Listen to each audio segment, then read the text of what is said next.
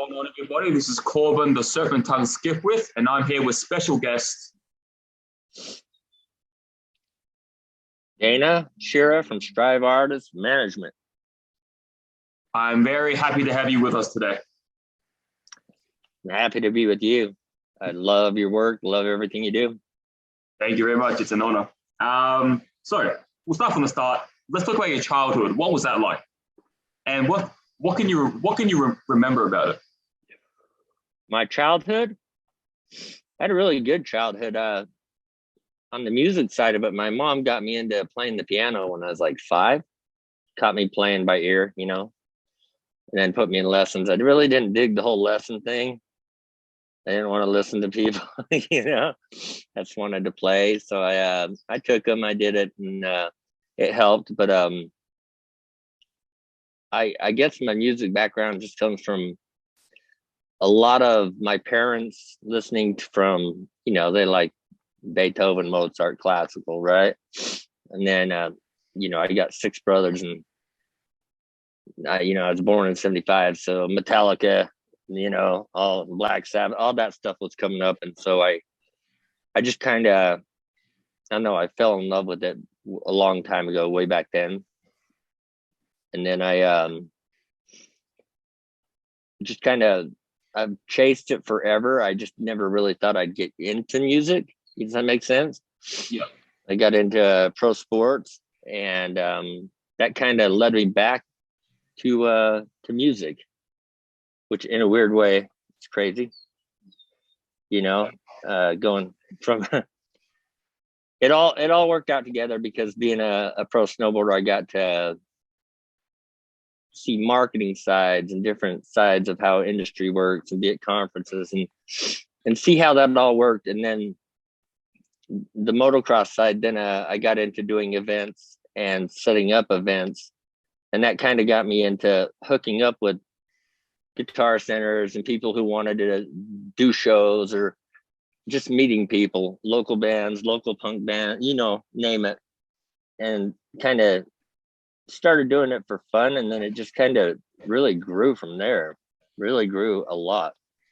So I got into being the promoter side of it, and that seemed to grow really quick. Seemed like less than months before I was contacted by the Collective, which was out here. And it just seemed to spiral with the agents, and I was doing a good job with everything. And I guess maybe I was just easy to work with. I don't know, but it just seemed it's hard to talk about and remember now, because it just kind of happened so quick. And I met some very great people to this day, that I always tell people, well, never burn bridges with people, because you never know where they're going to play a part in your life. And it's been quite interesting to watch how that's come back and played a big part in my life. But as far as my childhood, everything was great. I had a great childhood. I really did. Yeah. Did you feel like you had a switched on like kind of mind from a young age?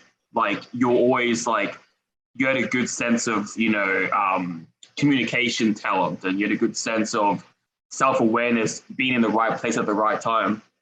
Or was that something you grew over time? That's a tough one. Yeah, I had a great communication talent with people. I was just friends with everybody, you know what I mean? Always the fun guy, having fun, making jokes, laughing. It's such a tough one to look back at now. That's so long ago. I kind of feel like it just kind of grew, you know what I mean? Yeah. Like grew organically. It wasn't something that was like a business plan that I set out on. Once I got into music, I love being a promoter. I loved doing everything I did. And then I wanted to go further. So I wanted to learn how to be an agent, right? And do that stuff. And I always wanted to be a music manager, just never thought didn't ever really see that day coming. You know, the agency side, like I love doing that stuff. I like booking, but I like to be more hands-on with the music. I have an ear for hearing great artists. You know what I mean? That's something I do have. Can't play a damn guitar, but I can definitely hear one.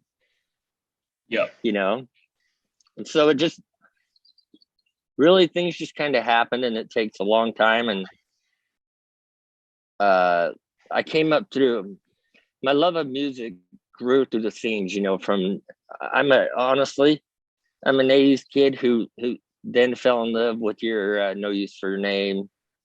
You know what I mean? Pop punk, right?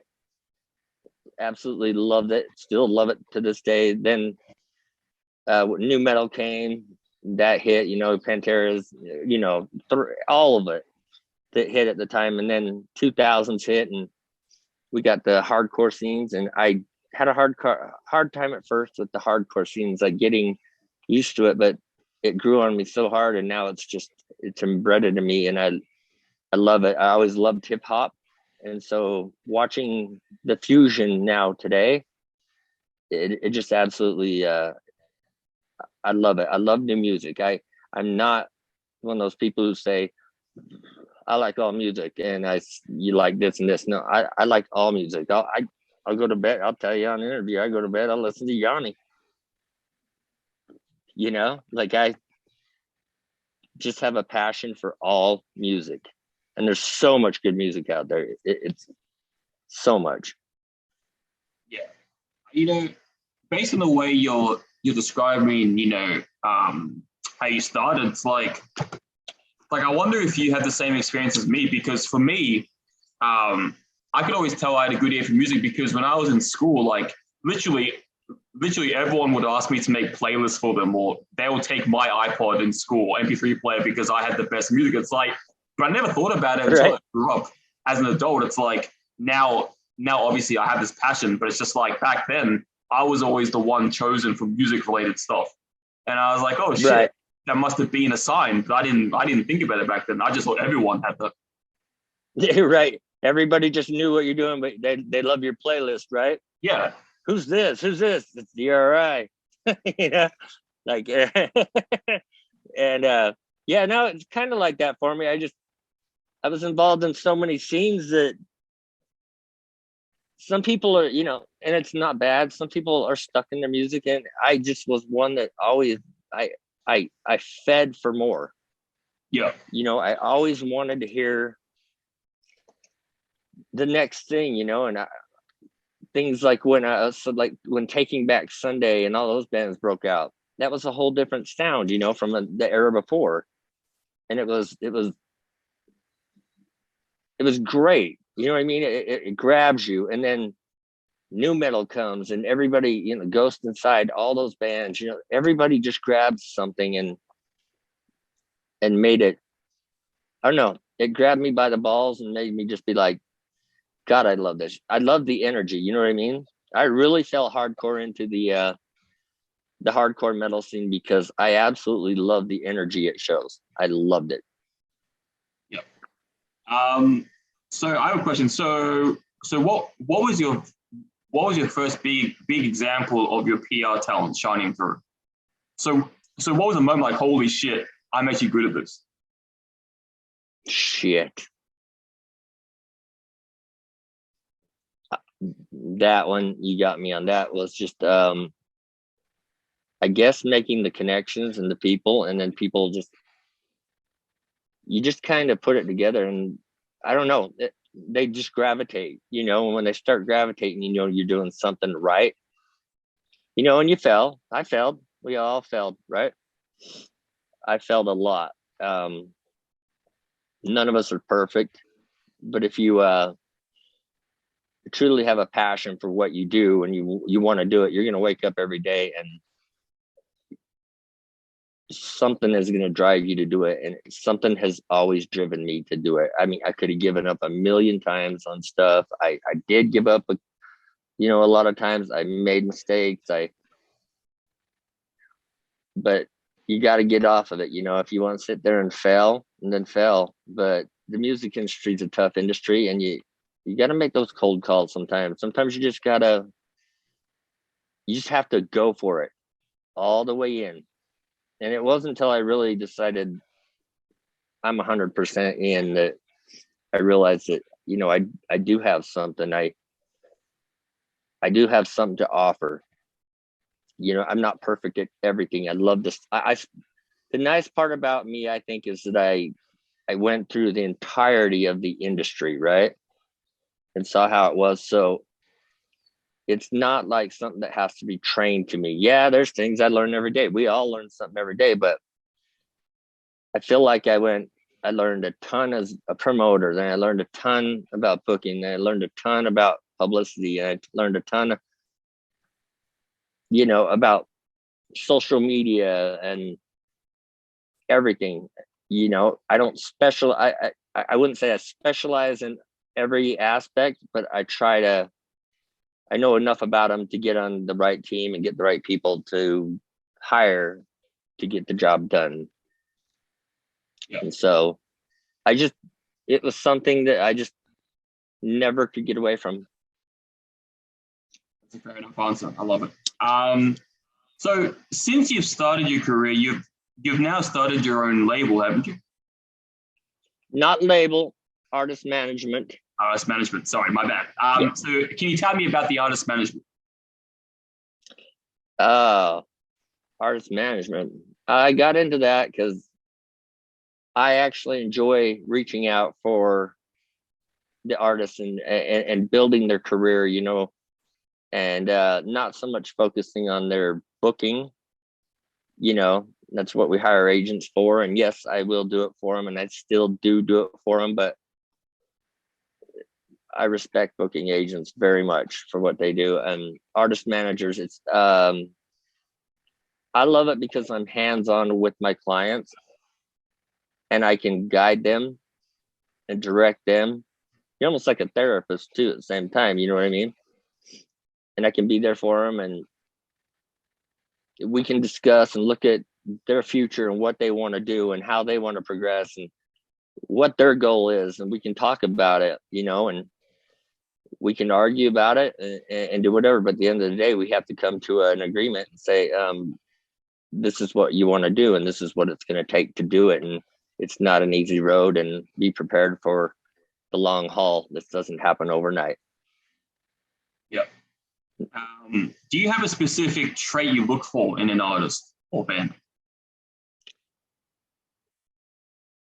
I do. A lot of them, actually. Loyalty, I have a thing about picking out real passion in artists. I have been wrong. It might last for some of them for a while, but then I have some that I'm just like, they're not giving up. They're so set. Like you spoke to one of my artists, hip hop artist, Disaster Piece. That guy is so driven. That he lives and breathes what he does, and he's gonna make it no matter what it takes. And I'm gonna, obviously guide him and get him there. And he's honestly one of my best friends. You know what I mean? I look for people who don't expect it to happen this year or next year. Yes, you can grow, you can gain, you can get better. We all grow and gain, but you're not going to be, it happens, but you're not going to become famous overnight. Look at the bands. Like I look back at bands when I was booking like Parkway Drives, right? And if I won't say what they got paid, or Asking Alexandria's, or whatever, what they got paid and how many years that they ground away to become who they are today. Coming across, like Parkway coming across from Australia. Can you imagine coming over and making shit money and grinding away venue after venue? And they never gave up. And then look where they're at. And a lot of people get into it and they're like, well, that's where I want to be. And it's like, they're 18 years deep, they're in their spot. So I try to tell people, it's a rough road. You have to stick, you have to be passionate. You will not make it. It is a tough industry. There is a lot of good bands. You have to fight, grind, fight, and keep going. Yeah, I can definitely, like obviously I'm not an artist, I mean a band or musician, but for the first few years of my reviews, like I had like 10 followers and like no reactions. And I was like, you get to the point at first where you're like, who the fuck am I writing this for? Like, what's the point? Like, I'm just writing for ghosts. There's no one there. And then obviously you keep going, and then finally that one person notices you, and then 10 people. And it grows. But like, for the first few years, I was literally writing for no one. I posted out there to my group. I had like my mom, I had family members, but like I didn't have much growth yet. So like I do understand like trying to struggle through that initial phase. And it'll shut you down. I would lie to you if I told you there's days I wake up and I have so much pressure every day. There's nights I don't sleep. You know what I mean? The band wants something, trying to figure out how to get it done. You're kind of just hoping that everything went perfect, and every day is a new challenge, and everything you do, just like you with your writing. Look, you're a great writer, and you're doing great with everything else. You're going to continue to grow, and that's what I expect out of my artists. Just continuously grow. And everybody goes through a little bit of that depression, and you got to pull your head out of your ass and be like, okay, bad day, pick up, shit's going to happen. Let's get through it. Let's do it again, and do it again, and do it again. Because like you said, 2 turns to 4, 8, 10, 20. And then over time, then you have this following, and then that's where it starts to happen. Right now, I think the world gets caught up on Spotify numbers, and, I need to tour with the biggest band immediately and things like that. And to be honest with you,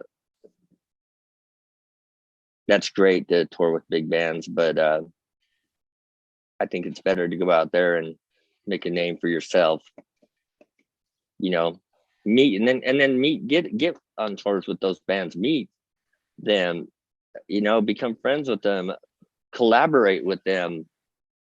You know what I mean? Keep them by your side. You never know what's going to happen. So I'm very old school. The new school way of it is like, do this, do this. I'm very old school. I like keep my artists very close. I like to stay in touch with them and help them through whatever they need to get there and keep their mentality positive. Yeah. I'm on that. So can you tell me, is there anything you can tell me about what the future holds for you and you're working on, stuff you're working on?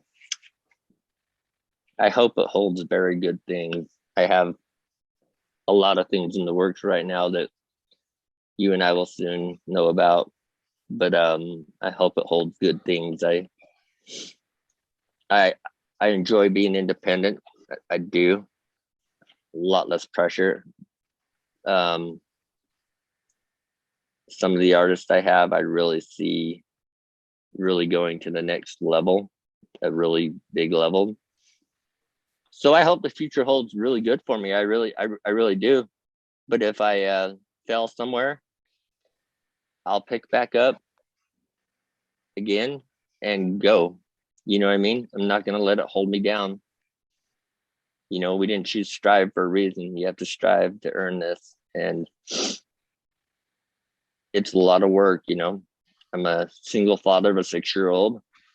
And then I'm up for 2 and 3 nights working and taking her to school and trying to maintain a life, keep a house over her head and travel and do everything. And it's just, if I could tell anybody, it's not an easy road, but if you stick with it and you really are passionate about it, your day will come.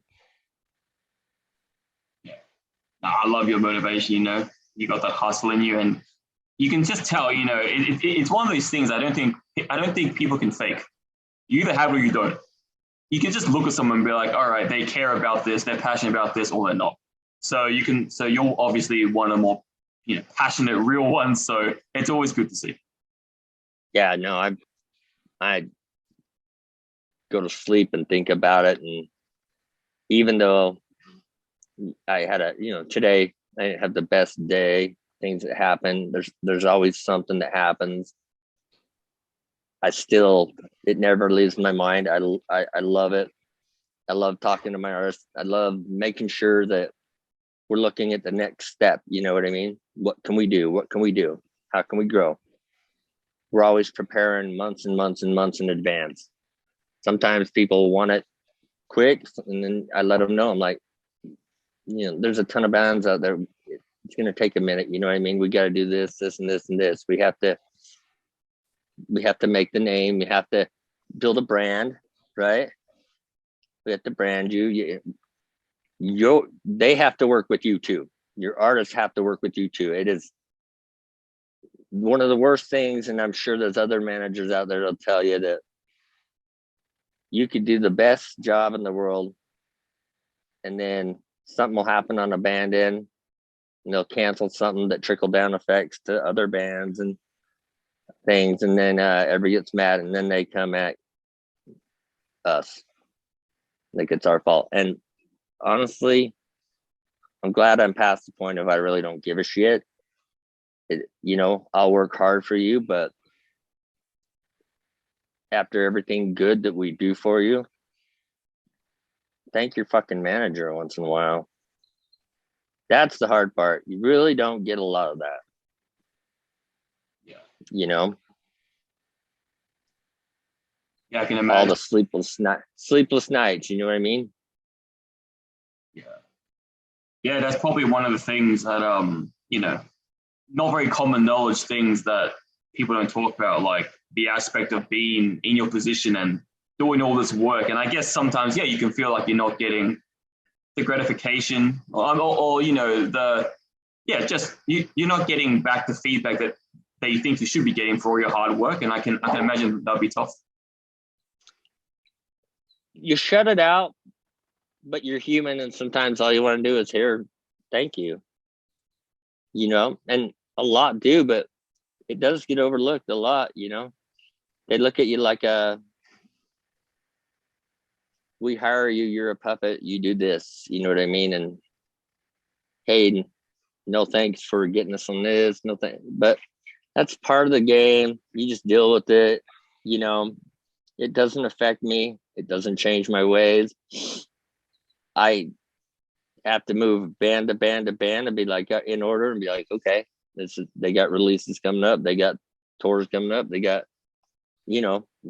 this is what I have to go in order and take it as it goes.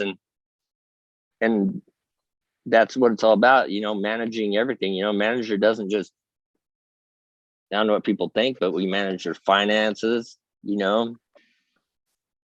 from their merge to pretty much everything is tracked. We try to keep them on track, and then we're constantly pitching. We're talking to endorsements, sponsorships, promoters, even, trying to get bigger opportunities for them. And usually it's the artists that are right there with you and have shown you their goal, and it makes it real easy. It's when you get people fighting, that's why the hip hop industry is really good, because you only have to work with so many people. But when you're dealing with 5 members, you could book a whole tour, and one member could back out of a tour and screw 3 bands over. So it can get hard. So my goal is to build them the best team, shop the best labels for them, if that's what they want. We're in a different era now, so not everybody wants a label. Some do. I don't feel it's a necessity anymore, but your wisdom on this, your wisdom and knowledge on this, in this business is evident. That one, you're very wise and you know your stuff. And I think that should be all people need to know when they work with you. It's like, you know your stuff and you're going to do the best job you can. Absolutely. That's all I can do. And that's, you know, that's what I promised to do, you know, like it's pleasure working with people. It's an honor to get to talk to people like you and have that friendship and, you know, that relationship down the line. And I'm sure I'll be in Australia and I'll see you, and, you know, or you'll be here. And it's great to have that, you know, you meet some of the best people in the industry, and sometimes you can meet some of the worst, but you can't get mad at it. It is what it is. You know, it's kind of hard and difficult to tell people what you do. They all want to know more. And you're like, I don't really, you know, I work at 7-Eleven, dude. No. But it's fun. It's definitely challenging, you know. Look, and if I must say, your writing is amazing. I love your podcast. I love everything you're doing. I think you're going to do great. Can't wait to see you in America in November. Yeah, no, I'm definitely excited for that. Yeah. I've got everything planned on my side. I already got the annual leave sorted, and it's just a matter of, there. Yeah, so yeah, it'll definitely be real fun. Yeah. So the question I want to ask you now is my famous closing question: what is the most overrated and underrated band of all time, or album of all time? Album or band? That's tough for me. Do you want album or band? Ooh. Well, why not give one of each? Underrated, I'm going to tell you, I don't even know if you guys know. Underrated for me is a band, 2005 era, The Rain Drive. God, I wish I could think of the album right now. I don't think they have one. But The Rain Drive, I'm telling you. Check it out. Underrated. Crazy underrated. Overrated? I don't even want to be put in a spot. Oh, really, Corbin? That's why it's a fun question. Does everybody answer it? Yeah, so far the most common answer is the Black Album by Metallica. Oh, shit. I mean, that's an easy one. I mean, I wouldn't say the Black Album, maybe totally, but anything past there, man. And I'm a huge Metallica fan, so you know what I mean? Man, I can't answer that one. I have too much respect for artists and what they try to do and move on. So underrated's easy. Overrated,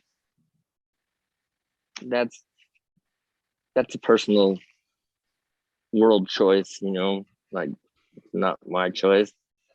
Underrated, Lorraine Drive for sure, dude. Fair enough. I respect that. You know, it's your choice. So obviously, I'm not going to force it on you. Yeah. So that's all I personally have for today. Thank you very much for being on this interview with me. You're welcome. I'll be doing Andrew next. Oh, you're gonna love Andrew. He replied to me just now. Good. Get him on. Hey, thank you for your time. What happens in the future? Hey, what happens in the future? All right, so I just heard that Amber Heard's going on trial. That's what I heard. I don't know if that's happening where you are, but happening here. It's funny, dude. I always have to ask you that, being that part, you know, different day. Every day, I swear he does. Every day. All right, Corbin, I love you. You have a good one, man. Yeah, you too. Have a good one.